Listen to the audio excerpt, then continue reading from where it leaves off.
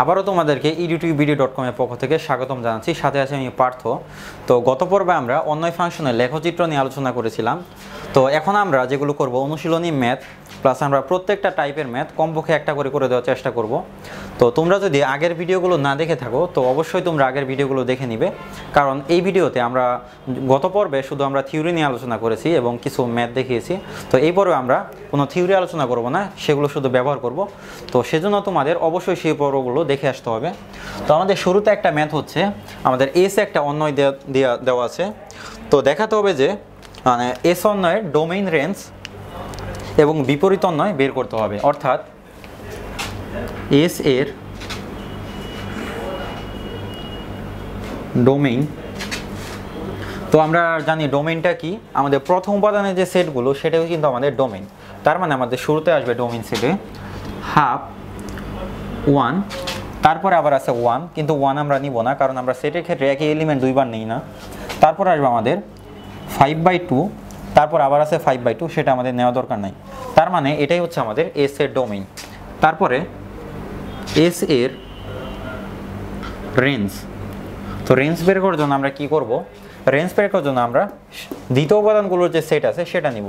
তো আমাদের শুরুতে আসবে 0, তারপর আসবে আমাদের 1, তারপর আসবে -1, তারপর আসবে 2, তারপর আসবে -2। তার মানে এটাই হচ্ছে আমাদের রেঞ্জ। এখন আমাদের বের করতে হবে এস এর বিপরীত অন্বয়। এটা অন্বয়, আমরা এখনও জানি না যে এটা ফাংশন কিনা, আমরা ধরে নিচ্ছি অন্বয় এস ইনভার্স। কোনো অন্বয় যদি এস হয় তাহলে তার বিপরীত অন্বয়কে বলা হয় এস ইনভার্স। যেরকম কোনো ফাংশন যদি ফাংশন অফ এক্স হয়, আমরা বিপরীত ফাংশনকে এফ ইনভার্স এক্স লিখি। অন্বয়ের ক্ষেত্রেও ব্যাপারটা প্রায় একই রকম।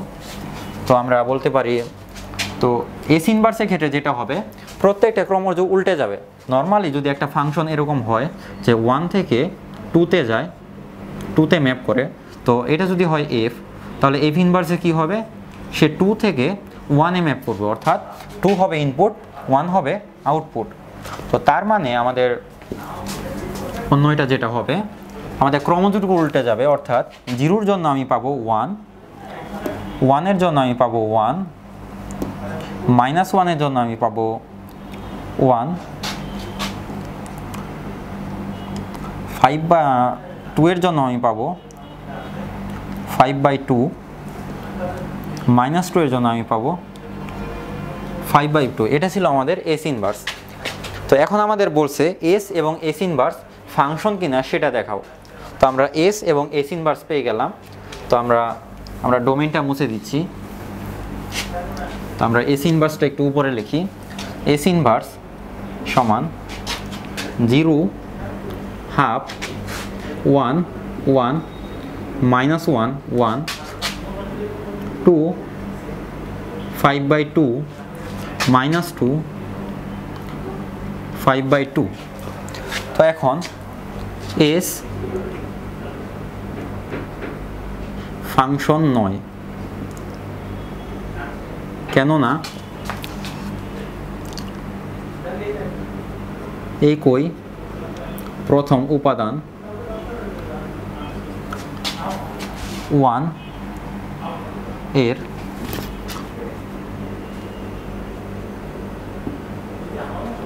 পুনরাবৃত্তি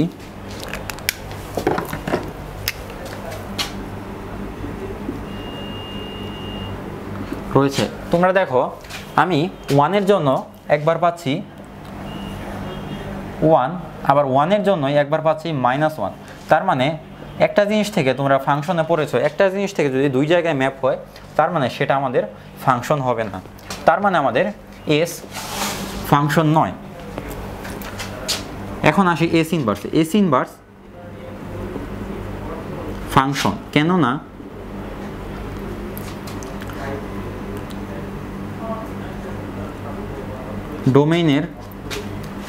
ডোমেইনের বা প্রথম উপাদান, বা আমি লিখতে পারি ডোমেইনের একটি উপাদান কেবল একটি উপাদানকেই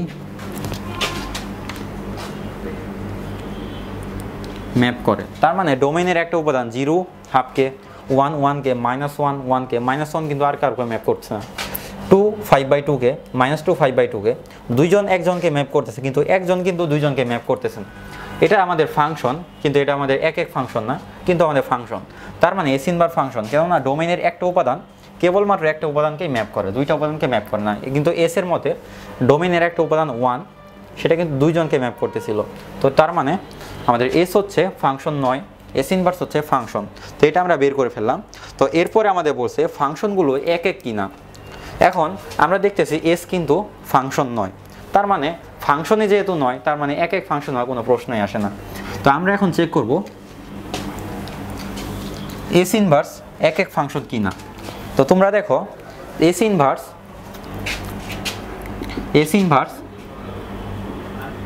এক নয়, কেননা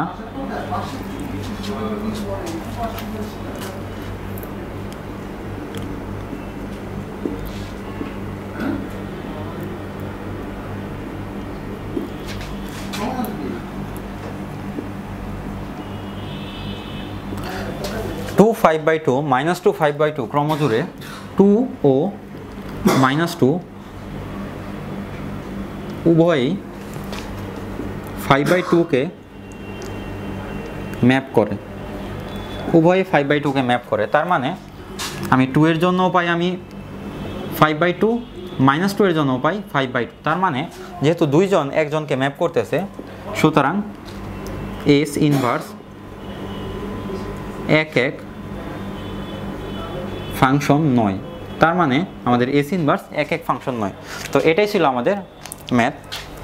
তো আমরা তারপরে আসব তোমাদের বইয়ের 31 পৃষ্ঠার কিছু ম্যাথ দেওয়া আছে, সেখান থেকে আমরা দুইটা অঙ্ক করব। তো সেগুলোকে একটা অন্বয় দেওয়া আছে, সেটা বর্ণনামূলক পদ্ধতিতে বা গঠন পদ্ধতিতে, তো সেটাকে আমাদের তালিকা পদ্ধতিতে নিতে হবে। তো আমাদের অন্যটা হচ্ছে এরকম যে দেওয়া আছে a সমান -2 -1 0 1 2। তো s সমান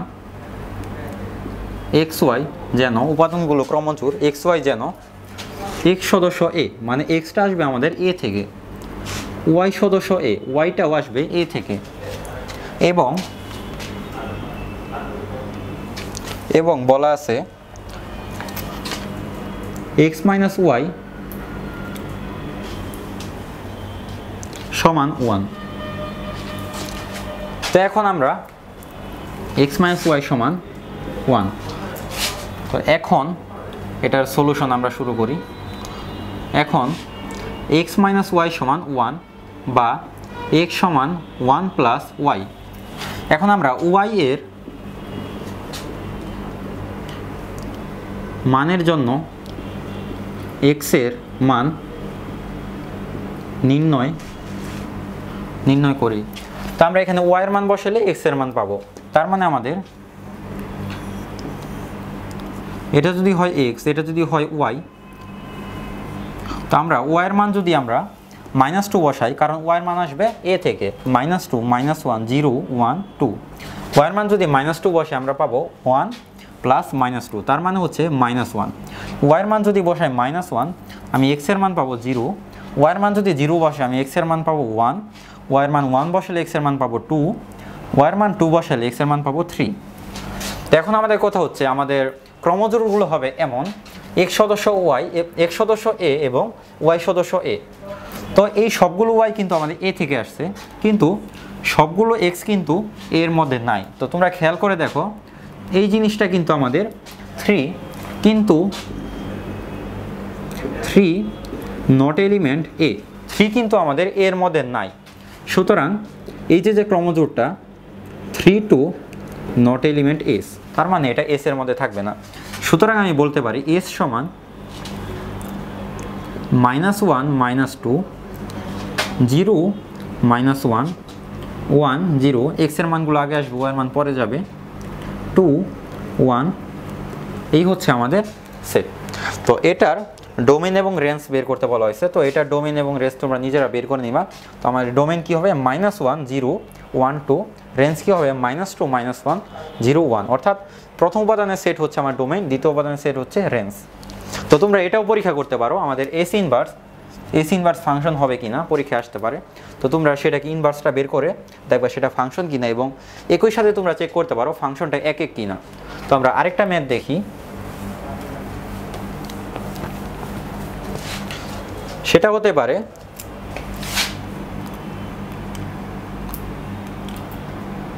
y সমান x²। তো y সমান যদি x² হয়, তার মানে আমরা একটা বক্স করব, এখানে আমরা y এর মান বসাবো, অবশ্যই x এর মান বসাবো। x এর বিভিন্ন মানের জন্য আমরা y এর মানগুলো বের করব। x এর মান হতে পারে -2 -1 0 1 2, -2 কে স্কোয়ার করলে হয় আমাদের 4, -1 কে স্কোয়ার করলে হয় 1, 0 কে স্কোয়ার করলে হয় 0, 1 কে স্কোয়ার করলে 1 এবং 2 কে স্কোয়ার করলে হয় 4। এখন আমাদের x সদস্য a এবং y সদস্য a হইতে হবে, কিন্তু আমরা দেখতেছি এই 4 সদস্য নয় a, কারণ 4 এতে নাই। তার মানে আমরা বলতে পারি এই যে ক্রমজোড়টা -2 4 এবং ক্রমজোড় 2 4, এই দুইটা সদস্য নয় s। তার মানে আমি বলতে পারি s সমান -1 1 0 0 1 1, এটাই হচ্ছে আমাদের সেই সেট। এখন যদি বলা থাকে y² সমান x, তখন তোমরা কি করবা? তখন আমরা যেটা করব, আমরা y² সমান যেহেতু x বা x সমান y², আমরা x এর মান বসালে y এর মান সহজে পেয়ে যাব, সেজন্য আমরা x এর মানগুলো বসাবো। তো x এর মান y এর মান বসাবো। তো y এর মান যদি -2 -1 0 1 2 হয়, -2 কে স্কোয়ার করলে হবে 4 1 0 1 2। তো এখন আমরা দেখতেছি 4 সদস্য নয় a, তার মানে আমাদের যে এলিমেন্ট 4, -2 এবং এটা হবে 4 এবং 4, 2, এই দুইটা সদস্য নয় s, তার মানে আমার ফাইনাল সেটটা হবে এটাই। ফাইনাল সেটটা হবে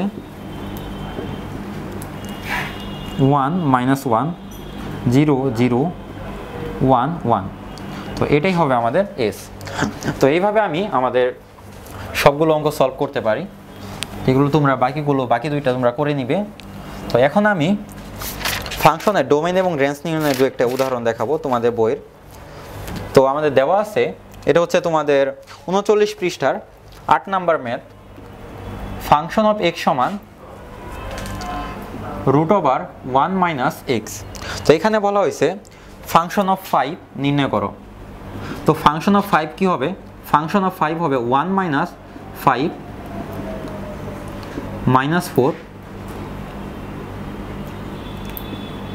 যা অসংজ্ঞায়িত, কেননা আমরা ঋণাত্মক সংখ্যাকে √ করতে পারি না। এখন ফাংশন অফ x সমান 1 - x। তো এখন আমরা যেটা করব, ফাংশন অফ a² + 1 বের করব। ফাংশন অফ 1 - a², এটা আমরা বের করব। তো আমরা তাহলে কি করব, আমাদের x এর বদলে আসবে 1 - a², ফাংশন অফ 1 - a²। তো এটাকে যদি আমি ক্যালকুলেট করি, 1 - 1 + a², মানে হবে √1 + 1 কাটা গেলে থাকবে a²। তো যদি আমি a²কে রুট করি, আমি পাবো মডুলাস অফ a। তার মানে এটাই হচ্ছে আমাদের আনসার। তো আমরা নর্মালি যেটা করি, যে ভুলটা করে থাকি, এখানে আমরা একটা গুরুত্বপূর্ণ জিনিস দেখব, সেটা হচ্ছে তোমাদের মধ্যে অনেকে এই জিনিসটা হয়তো বা জানো না, যে এটার আনসার কি হবে।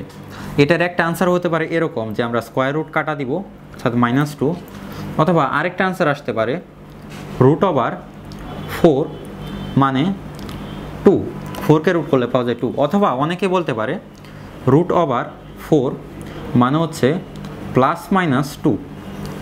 তো আমাদের তিনটা আনসার আসতে পারে। তো এখন কথা হচ্ছে এই তিনটা আনসারের মধ্যে কোন আনসারটা সঠিক। তো চলো সেটা নিয়ে আমরা একটু কথা বলি। এই তিনটা আনসারের মধ্যে যে আনসারটা সঠিক সেটা হচ্ছে এইটা, এই দুইটা আনসার অবশ্যই ভুল। তো তোমরা যে সমস্ত জায়গায় √4 সমান +-2 বা -2 লেখছো, তোমরা সেই সকল জায়গায় তোমরা একটা ভুল করে আসছো। √4 এর মান কখনোই -2 হয় না। √4 এর মান অলওয়েজ পজিটিভ। আমরা √4 হচ্ছে একটা বাস্তব সংখ্যা এবং ধনাত্মক বাস্তব সংখ্যা। এই ধনাত্মক বাস্তব সংখ্যার মান সর্বদা ধনাত্মকই হবে, এটা কখনোই নেগেটিভ হতে পারে না। যদি সেজন্য এটা -2 কখনোই হবে না। আর বলি +-2 এর ব্যাপারে, √4 হচ্ছে একটা সুসংজ্ঞায়িত সংখ্যা। ম্যাথমেটিক্সে একটা সংখ্যাকে সুসংজ্ঞায়িত তখনই বলা হয় যখন এই সংখ্যার কেবলমাত্র একটা মান থাকবে। তো √4 এ যদি একই সাথে দুইটা মান থাকে তাহলে এই সংখ্যাটা নিজে অসংজ্ঞায়িত হয়ে যাবে। তার মানে √4 এর মান হচ্ছে 2। তো এখন কথা হচ্ছে, তাহলে আমরা যখন √a² সমান a লিখি, স্কয়ার রুটটা আমরা কাটতে পারি, তাহলে এই জায়গায় আমরা স্কয়ার রুটটা কাটতে পারতেছি না কেন? তো আসলে আমরা দেখি ব্যাপারটা কি। তো ম্যাথমেটিক্সের ফান্ডামেন্টাল থিওরেমে বলা আছে √a² সমান মডুলাস অফ a। কারণ আমরা জানি রুট করলে অবশ্যই আমরা পজিটিভ মান পাবো, সেজন্য আমরা একটা মডুলাস নিচ্ছি। তো এই সূত্র যদি আমরা জানি, √4 মানে কি √2² মানে কি, স্কয়ার রুট যদি আমরা কাটি তাহলে পাই 2, সামনে একটা মডুলাস বসাইতে হবে, তার মানে 2। আবার যদি আমরা √4 সমান √2², আমরা যদি এখনও স্কয়ার রুট কাটি পাবো -2, সামনে একটা মডুলাস, আবারও 2। তার মানে আমাদের কাজটা করতে হবে এই সূত্রের মাধ্যমে। তার মানে যখন আমরা স্কয়ার রুট কাটবো অবশ্যই আমাদের মডুলাসটা দিতে হবে। তো অনেক আলোচনা করে ফেললাম। তো এখন আমাদের যেটা করতে বলছে,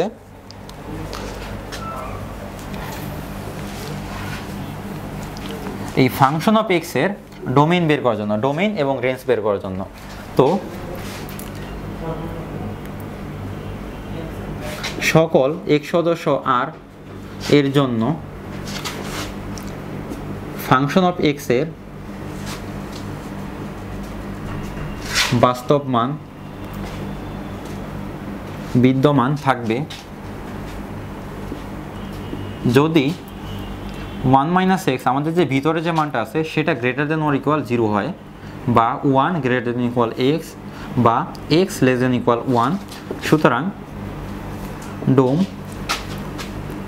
f সমান x সদস্য r যেন x <= 1। এটা হচ্ছে আমাদের ডোমেইন।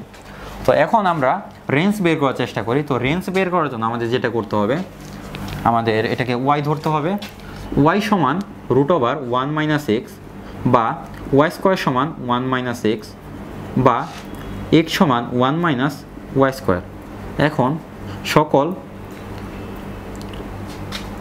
y সদস্য r এর জন্য x এর মান থাকবে। তো কিন্তু তোমরা একটা জিনিস দেখো, কোনো ফাংশনকে যদি আমরা রুট করি, এটা কি কখনো নেগেটিভ আসতে পারে? আসতে পারে না। তার মানে আমাদের রেঞ্জ হবে x সদস্য r যেন x > 0। যদি আমাদের মান থাকবে, কিন্তু আমরা রুট করলে কিন্তু কখনোই আমরা নেগেটিভ মানগুলো পাবো না, সেজন্য আমাদের রেঞ্জ হবে x সদস্য r যেন x > 0, অথবা y সদস্য r যেন y > 0। তো এটাই হচ্ছে আমাদের ডোমেইন এবং রেঞ্জ। তো এখন আমরা তারপরের ম্যাথটা চলে যাব, সেটা হচ্ছে